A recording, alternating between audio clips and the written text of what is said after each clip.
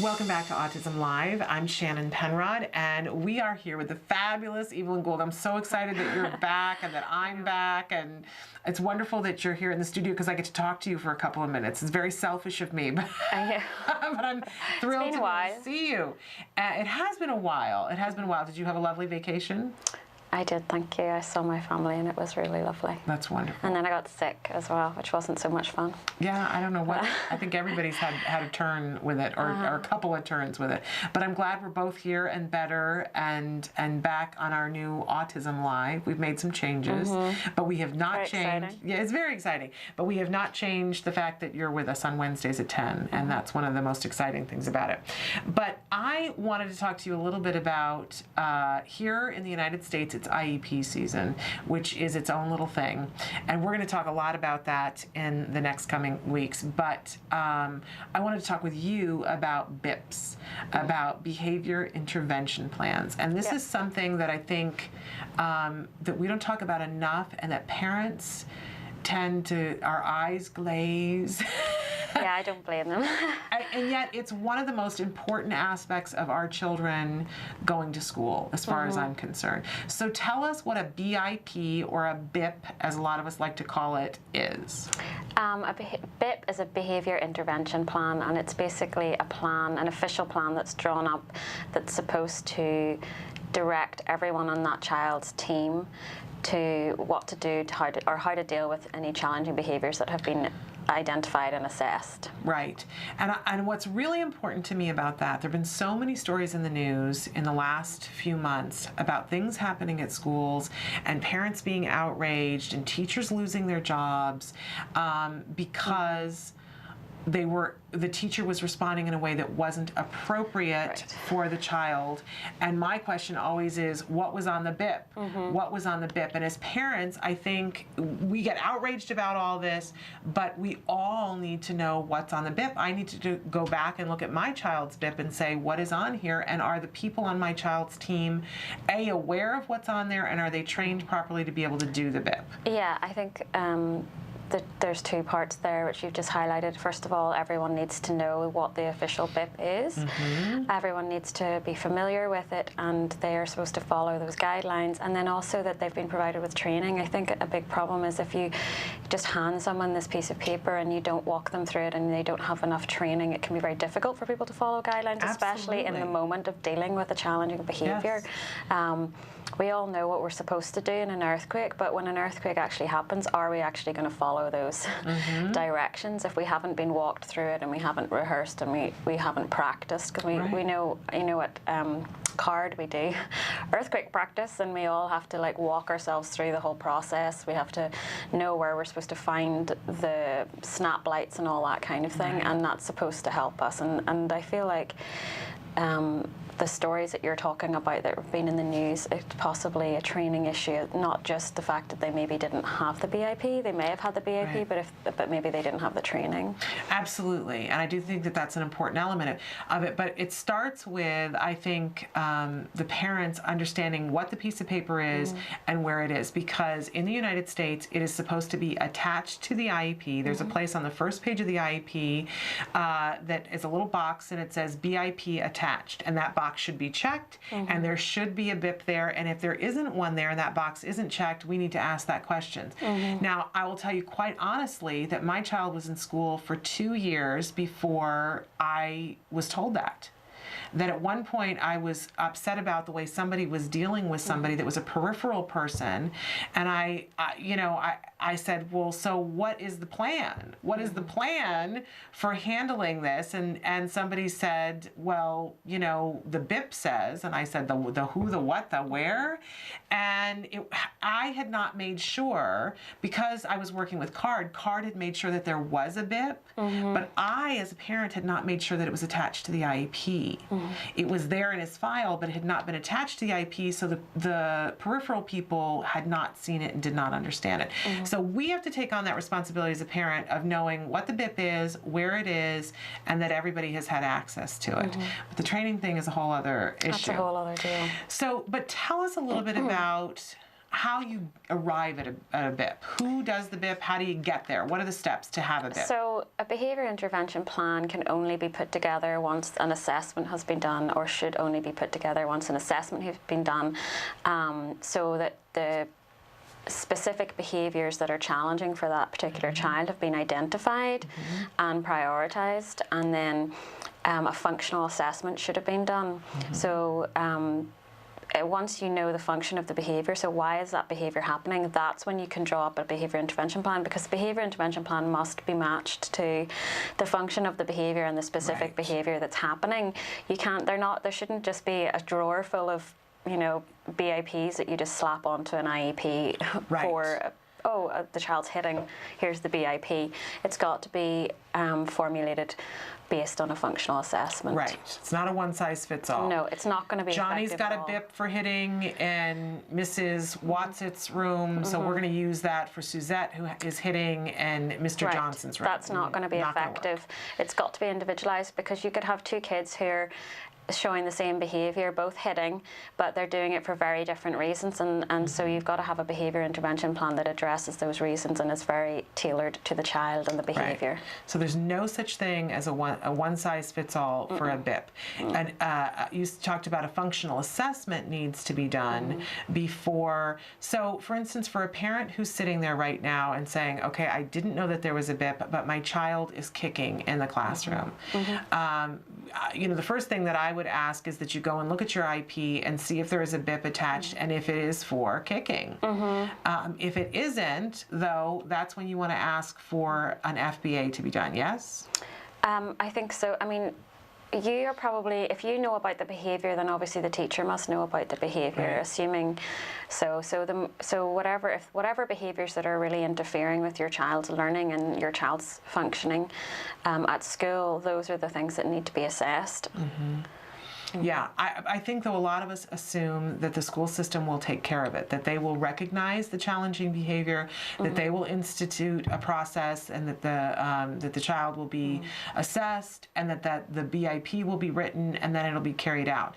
And in my experience, with all the parents that I talk to, that is not how it's usually parent-driven. And I will tell you that I think a part of that is because it used to be the schools that did it, but now there are so many kids that it's the squeaky wheel. I would say that it's probably because resources are so stretched right now that there's probably, you know, they need to have someone who's qualified enough to be able to carry out an FBA, and that person probably is in charge of overseeing FBAs for a whole bunch of kids. Imagining, I don't know, I'm not that familiar with the school system here, but I'd imagine that that's part of the problem. So I mean, unfortunately, that may mean that they will wait until there's a real push or pressure to carry out an assessment. Yeah, and you have the legal right as a parent to ask for it. If your child is engaging in challenging behavior, the very first question that you want to ask is, has a BCBA looked at this? Has an FBA been done? I know there's probably new words to you, but it is your legal right to ask for that, and you want to ask for that because your child's placement is in danger. If they can't get that challenging behavior under control, they're going to be moved to a different classroom. And that does not have to be. So we ask for the FBA, all these letters we get into. So the FBA stands for? Functional Behaviour Assessment. Okay, and the BCBA stands for? Board Certified Behaviour Analyst. Okay. And are all BCBAs specifically trained in autism and challenging behaviors with autism? No, they're not. Not all BCBAs have a specific experience in dealing with children with autism. They may have other experience, but you really want someone who knows the ins and outs of autism specifically to deal with your kid. So my thing always for parents is anytime that your child is starting school at the start of the new school year while you're not having a problem, or when you're meeting with somebody before the school year, or at the IEP before the next school year, ask who's the BCBA on staff and what is their experience, because you're not ask it when it's non-adversarial. So who's the BCBA if we have an issue that we want to contact, but anytime your child is engaging in challenging behavior. The other thing I just want to remind people is that challenging behaviour doesn't just mean aggression. Right. So, if you're very concerned that your child's engaging in any kind of behaviour that's really interfering with their learning and that their placement in school, then that needs to be assessed. So just because your child isn't hitting the teacher or self-harming doesn't mean that it isn't an important behaviour. If your child's engaging in like a lot of stereotypy or engaging in some other kind of not so intrusive to the classroom behaviour, but it's really interfering with their ability to sit in their chair and attend to the teacher, then that's still a challenging behaviour that's important. Absolutely, absolutely. So don't be afraid to ask. Don't be thinking, oh, my child's behaviour isn't serious enough to ask for this. That's not the case. You should ask. If it's concerning to you, then it's concerning enough to be addressed. Really good point. Let's take a little bit of a break, and when we come back, we're going to talk specifically about the process that an FBA is and how a BIP gets written, and we're also going to let you know that there is a really new, exciting tool that you can have access to that will help you to be a really effective member of a team writing a BIP. So stick with us. We're going to be back with Evelyn Gould in just a minute. Welcome back to Autism Live. I'm Shannon Penrod. We're webcasting to you live from the Center for Autism and Related Disorders, and our special guest right now is the wonderful and fabulous BCBA, Board Certified Behavior Analyst, Evelyn Gould. Thank you so much for being with us. And we're talking about BIPs. We're talking about behavior intervention plans, and before the break, we were talking about the fact that you can request if there's a challenging behavior, and that there's a whole host of what challenging behaviors can be. It can be anything that's preventing your child from accessing the curriculum. You can request of your school to assess it and figure out what the function of the behavior is. So you were saying that's an FBA, and that hopefully almost all schools now have a BCBA attached in some way to the school, that hopefully that would be the person that would do an FBA. So tell us what it, you were going to say something? I was just going to say, I think in some areas, maybe it's only outside the States, but sometimes there isn't a BCBA, but there's an assigned behaviour support person or behavioural, I'm not sure, they have different titles, but they're specifically in charge of conducting assessments, I think, I believe. Right, and in some cases it might be the school psychologist, it might be, but for example, good to identify who is the person who does the FBA, and that's a term that they should know, FBA. Yes. And if they don't, cause for concern. Right there. Big cause for concern. But okay, so you've requested the FBA, and to educate us so that we know what it is that we're asking for, what will happen in it, because I know, because I've requested them before, that you'll have to sign a piece of paper saying it's okay to do the FBA. So what exactly is it that should be done for an FBA? Well, I am not sure exactly what the legality, kind of the boundaries of that are, but basically it just involves whoever's in charge, the BCBA or whatever, going in and assessing your child's behaviour, observing your child's behaviour, probably asking the teacher and possibly yourself to fill out questionnaires regarding the behaviour, and all with the aim of, and collecting data, all with the aim of identifying why your child is engaging in that specific behaviour, and that's the function. Right. So what is the function of the behaviour? And I think that's general, the overview of the process. And I'm not sure, I mean, it could take, depending on the behaviour, it could take a short time or a long time. But there has to be at some point that they observe the child in order to take the data. So they're going to take a survey, but they're going to observe the child as well, right? They're probably going to involve, they may come in and take the data themselves. They may ask the teacher to take data, the teacher's aide to take data. It depends on what the system is, but yes, someone has to be observing the behaviour and recording data regarding that behaviour, usually ABC type data. Right. What happened before the behaviour, what the behaviour is, and what happened after the behaviour, and then that would be supplemented with things like questionnaires, surveys, and so on. To everybody who's kind of involved with that child, and then the psychologist or the BCBA will look at all of that information and come up with a hypothesis about what they think the function of the behaviour is based on that information. Okay, because every behaviour has a function.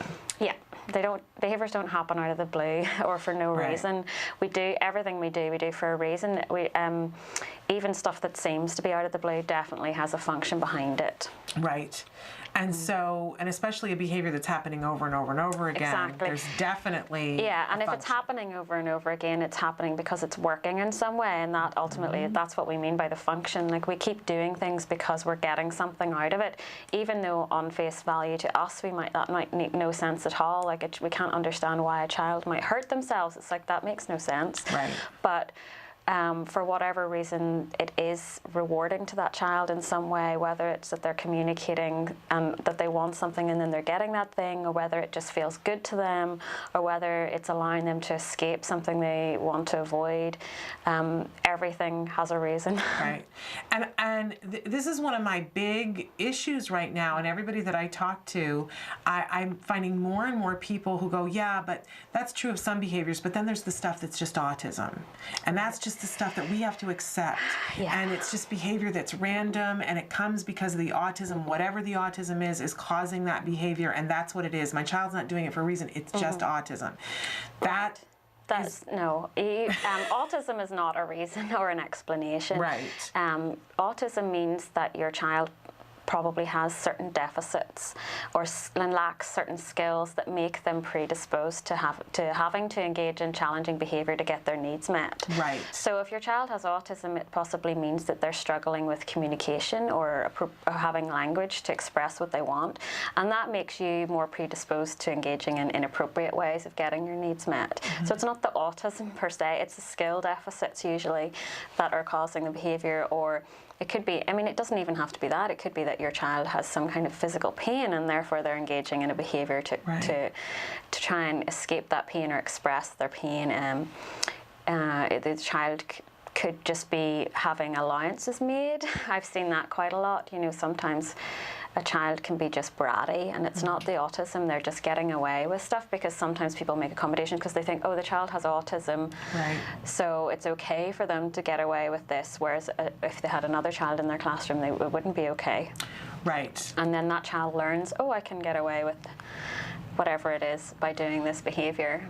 Right. So it's not actually the autism. That doesn't really explain anything at all. So is there any behavior that a child does, autism or other, that we just have to go, oh, well, it's just that behavior, and we just have to accept it and move on, and it's going to be that way, and we don't want to bother targeting that because that behavior is set in stone and we can't work on that behavior? No, that's not true at all.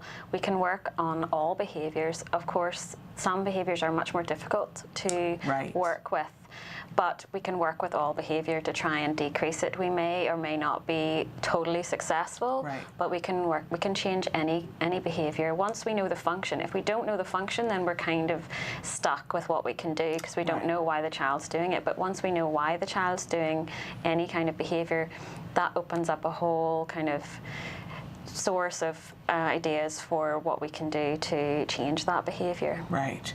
And so let's say in the worst case scenario that the BCBA comes up with a hypothesis and says, this is what I think the function is, behavior is, and they create a behavior intervention plan, and we'll talk about that again in a second, but they institute it, and our, as you know, our phrase for the day, our jargon for the day was extinction burst. We might see a little period of time where the behavior gets worse before it gets better.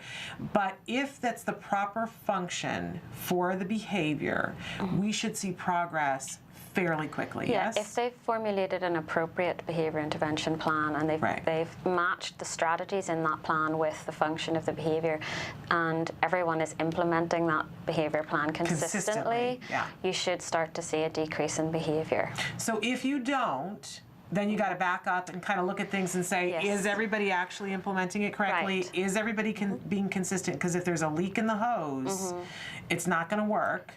But if it's still not working and you've made sure that it's consistent, then we don't have the right function, right? Possibly, yeah. I think it's very important that parents know that if the behavior isn't decreasing, that it's not okay to just explain it away by autism or or blame the child, so to speak. The child's always right. And if the behavior's not decreasing, we're just not doing the right thing, or we're not doing the right thing consistently enough. Or like you said, maybe we mismatched why the child's doing it, and so what we've been doing is totally the wrong thing. So it could be any of those things. So it's just really important to remember, if it's not decreasing, that we don't just blame the child. We go and look at what we're doing, and that means re-examining the BIP, making sure everyone knows about the BIP and they're all doing what they're supposed to do. If they're not able to follow through the BIP, we need to look at why, and then maybe we need to make modifications to our behaviour plan. And if you've checked all of that and maybe you have got the function wrong, maybe you need to have a reassessment. So all of those things need to happen.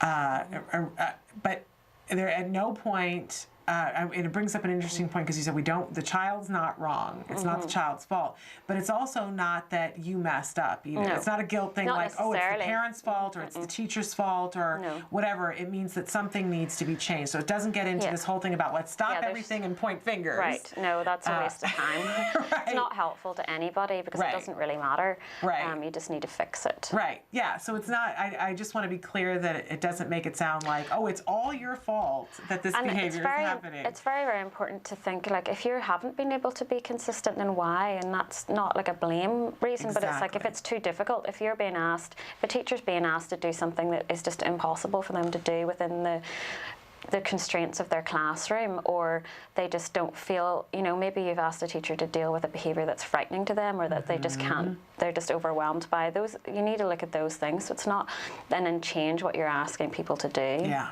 It's very important. Not a blame game, but figuring it out, not giving up, because progress can be had if we have the right function of the behavior.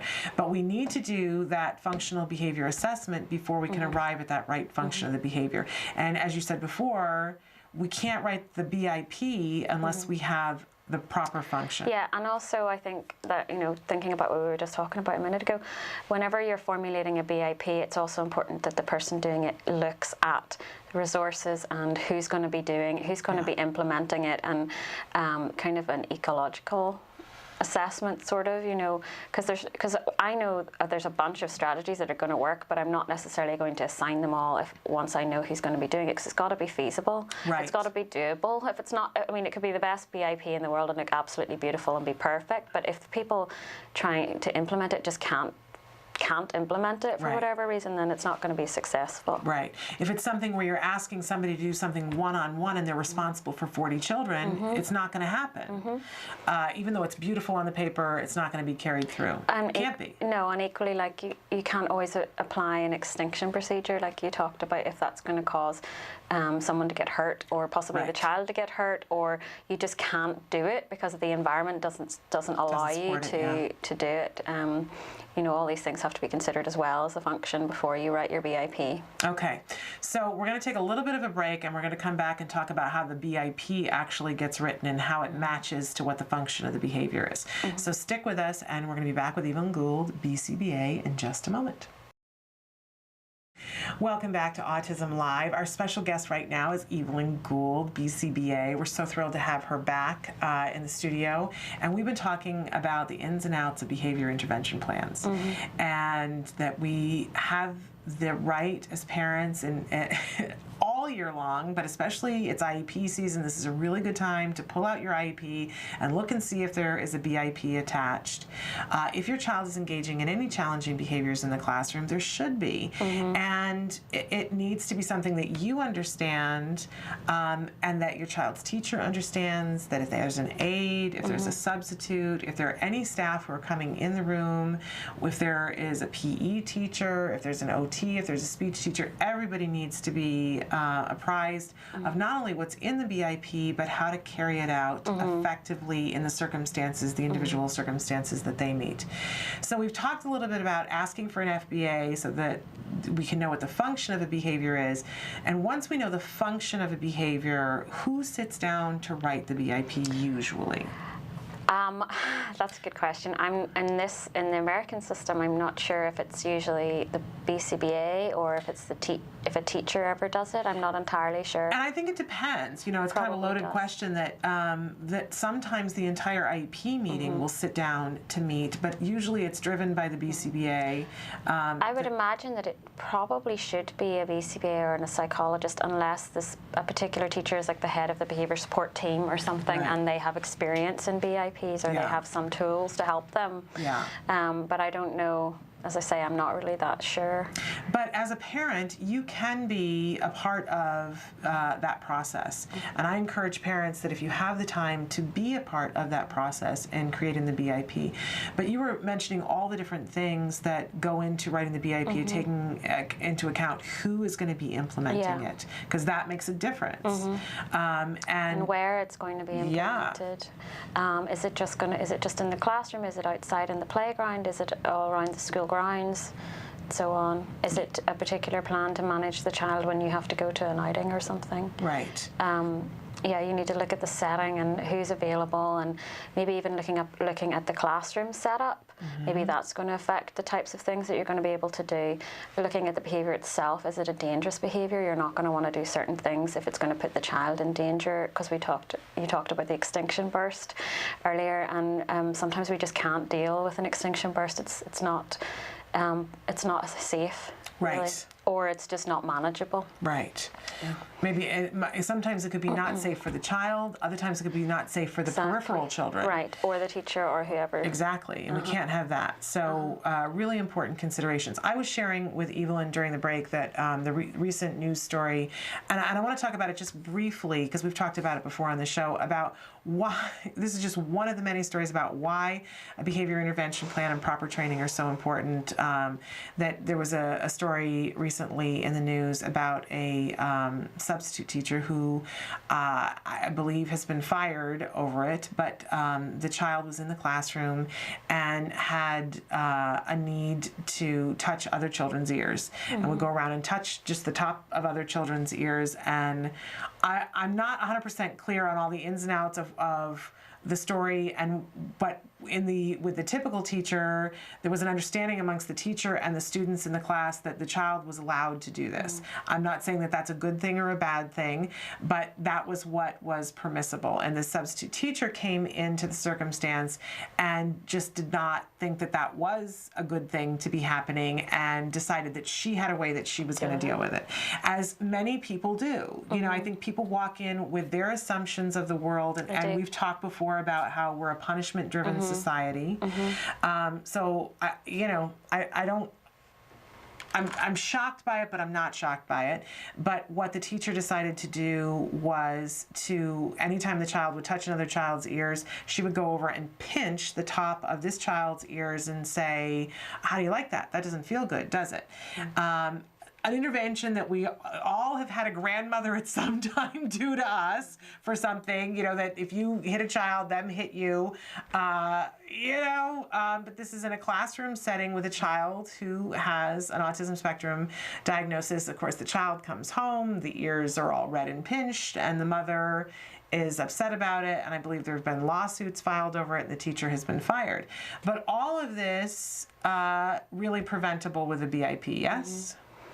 Yeah, I mean, ultimately you can't control what other people do, but you can help them and give them guidelines so they're more likely to do what something that's effective and ethically appropriate. Right. That, if they don't have access to that training and that information, then you really have no control over it at all.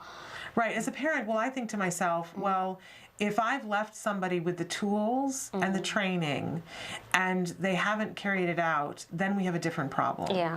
But if I'm standing there and going, why on earth did you do that? And the person says, well, I wasn't left any tools or training. Yeah. Then I feel like I haven't completely done my job as a parent.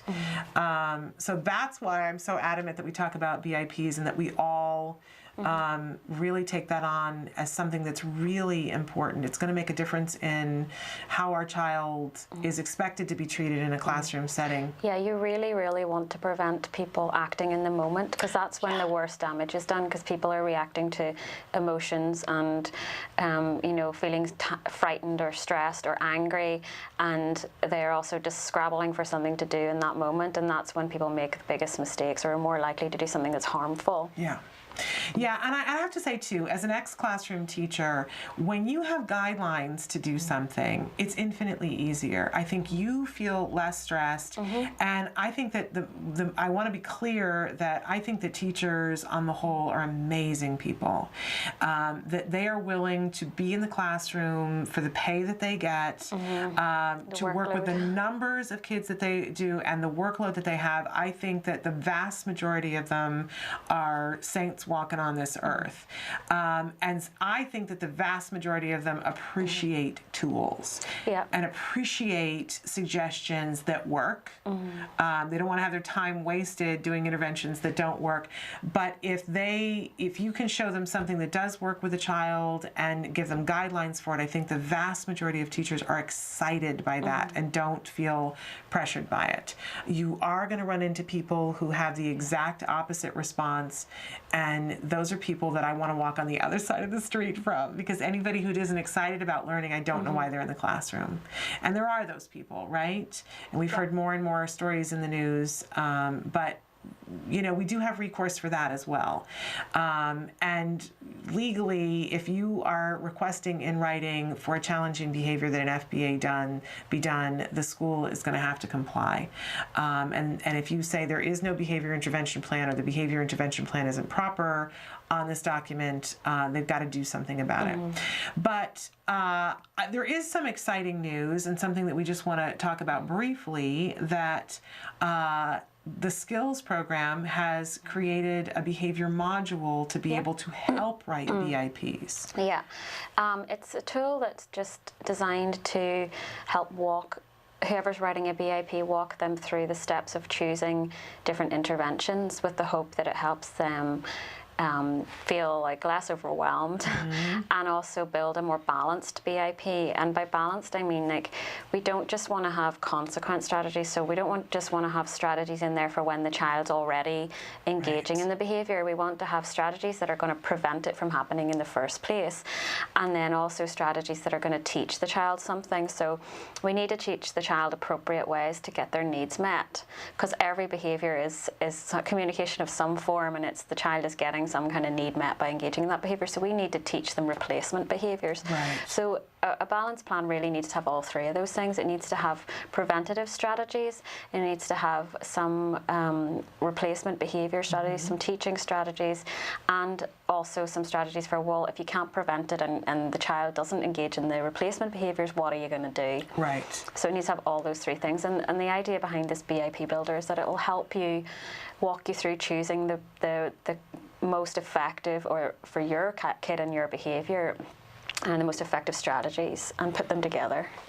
And so regardless of where you are in terms of school, and they do have a requirement to be able to give you an FBA.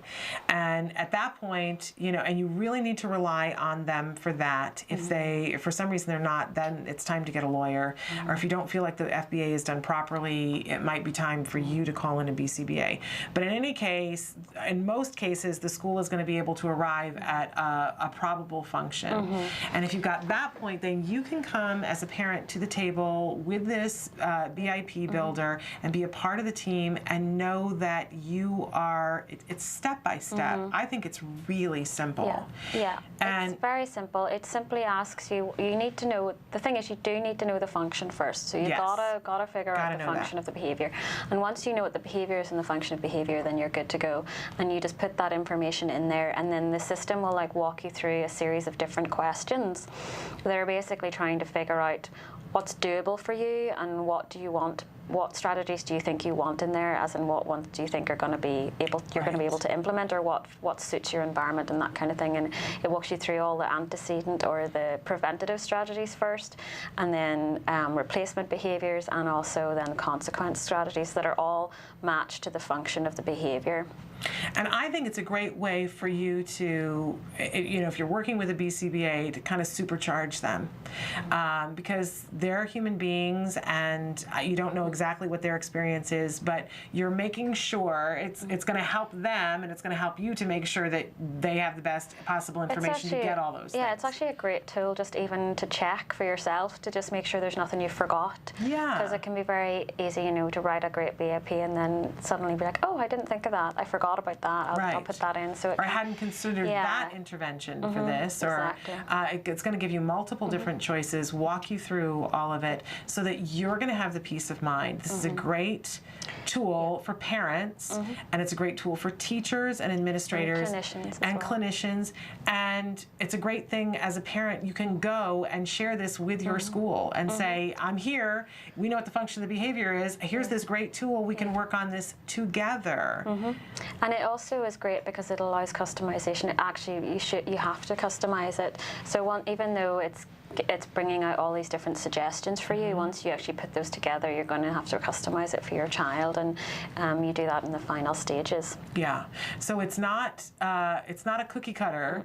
It's very customizable. There are so many different places where you get choices of input, and then when you make a choice, it'll ask you questions and say, did you consider this? Do you want to do this? And it notices, if you say, for example, we talked about extinction, sometimes you just can't use that procedure because of the behavior increase in the extinction burst, and it'll say something like, oh, we noticed that you said you can't implement an extinction procedure, so what you might want to do is consider A, B, and C.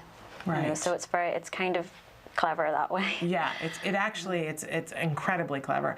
A really amazing thing, and that's it's called the behavior module. What is it called? Behavior intervention module. Okay. I'm not entirely sure. But it's a part of skills. Or BIP builder. BIP builder. I think that's exactly what it's called.